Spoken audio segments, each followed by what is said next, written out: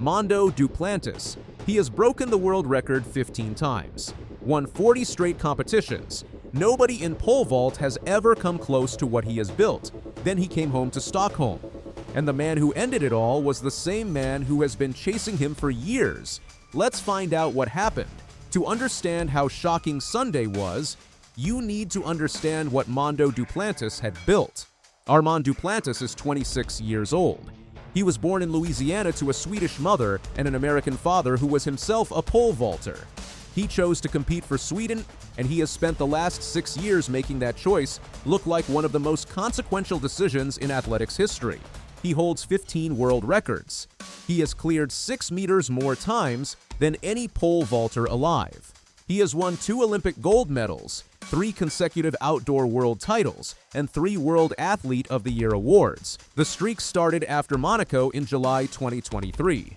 That day, hampered by a niggling injury, he finished 4th. It was only the 3rd time since 2019 he had failed to win. He went home, recovered, and then won 40 competitions in a row without losing once. During that 40-meet run, he broke the world record 9 more times. He went to the Paris Olympics and set a world record on the way to gold. He went to the World Championships in Tokyo and broke the world record again to win a 3rd consecutive global title. In March of this year, at his own event in Uppsala, he set the current world record of 6.31 meters, the 15th world record of his career. Nobody had ever beaten him in almost 3 years. Nobody had looked close. Here is something most people miss about Kurtis Marschall. He has been watching Duplantis win from close range for years, not from the stands.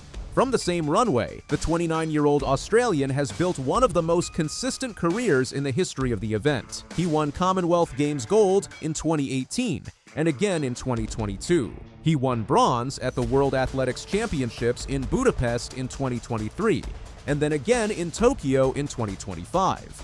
He is one of the rare few to have ever beaten Duplantis in a global competition, defeating him at the World Under-20 Championships in 2016 when Marschall was 19 and Duplantis was 16.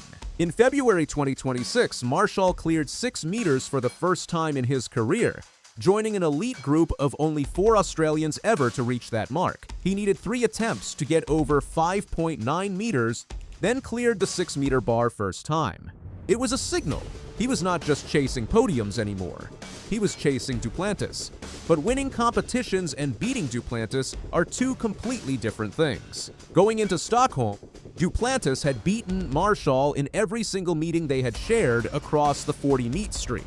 The previous year at this same Stockholm meet, Duplantis cleared 6.28 meters for a world record while Marschall finished 2nd. Marschall kept finishing 2nd, 3rd, bronze. Consistent, close, never 1st. The Bauhaus-Galan Diamond League in Stockholm is the most important competition of the year for Duplantis. It is held at the 1912 Olympic Stadium, one of the oldest athletics venues in the world. The crowd comes specifically to watch him. His family is there. His friends are there. He has set world records at this stadium before, and the atmosphere carries a kind of electricity that does not exist anywhere else on the Diamond League calendar. In fact, the year before, he broke the record right here in front of this same crowd, while Marschall finished 2nd. Coming into June 7th, this was his first outdoor competition of the 2026 season. He was also days away from his wedding ceremony in France. He had already completed a civil registration in Stockholm, but the full celebration was approaching. When asked about his mindset, he admitted afterward that his focus may not have been fully locked in. He missed his very first jump at 5.60 meters. He recovered and cleared it on his 2nd attempt, then made 5.80. But he could not get over 6 meters. He failed twice at 6.00 and once at 6.05. His best mark for the night, 5.80 meters. His world record, 6.31. The gap between those 2 numbers tells you exactly how far off his best he was. While Duplantis struggled, Marschall was surgical. He cleared 5.90 meters, a full 10 centimeters higher than Duplantis managed. When Duplantis failed at 6 meters, Marschall made a calculated move. He passed on 6 meters entirely, forcing Duplantis to raise the bar to 6.05. Duplantis failed. The competition was over. Marschall had won. The partisan Swedish crowd went quiet. Nobody had expected this. This was Stockholm. This was Mondo's house. This was the place where he broke the world record the year before, and Kurtis Marschall from Adelaide, Australia, had just beaten him in front of his family and fans. Third place went to Baptiste Thierry of France, who also cleared 5.80 meters but with more failures than Duplantis. Both men were well below what Marschall had reached. The margin of victory was clear. Marschall had not just squeaked past, he had outjumped Duplantis by a full 10 centimeters. It was the first Diamond League pole vault victory of Marschall's career. He had waited a long time for this moment. Duplantis was gracious. He did not make excuses. He said Marschall beat him fair and square. But he also acknowledged exactly what had happened. He told Swedish broadcaster SVT, "I can't fathom that I won 40 in a row, it's pretty sick. But it's also sick that I lose in Stockholm, which is the most important competition of the year for me." He also said, "This is not the last time I will lose, but I hope it's the last time I lose in Stockholm. I'm going to make sure of that." And he added that with his wedding coming, he hoped the loss would prove a good romantic omen. That is the character of a champion who has nothing to hide. He lost in front of his family and home crowd. He owned it. He set his sights on making sure it does not happen again. This result does not change what Duplantis has built. 40 wins in a row is not a number that arrives by accident. 15 world records is not a number that happens to anyone else. His 6.31 meters world record is 41 centimeters higher than what Marschall cleared on Sunday. The gap between them at their absolute best is enormous.